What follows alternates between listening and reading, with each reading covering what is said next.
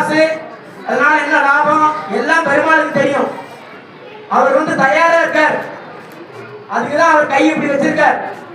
என்னுடைய பாதத்துல சமர்ப்பணம் பண்ணு, நான் உன்னை ரட்சிக்கிறேன். அதனால பெருமாள் எல்லா விதமான அனுகிரகம் பண்ணக்கூடிய கருணை உள்ள மண்டவர் பெருமாள். அதனால எல்லாரும் ஒரு நியாயமான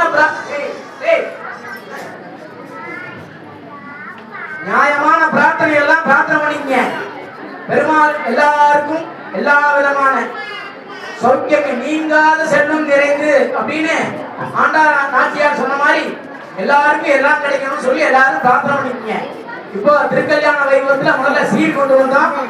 இப்போ அடுத்தபடியா விசேஷ ஆராதனம், தொடர்ந்து புண்ணியாகவாதனம், பகவத் தணிக்கை, மாலை மாற்றுதல், பிடி சுற்றுதல், ஊஞ்சல், கோத்திர பிரவரம், திருக்கல்யாண வைபவம், திருமாங்கல்ய தாரணம் ஆகிய நிகழ்வுகள்லாம் நடைபெற இருக்கிறது.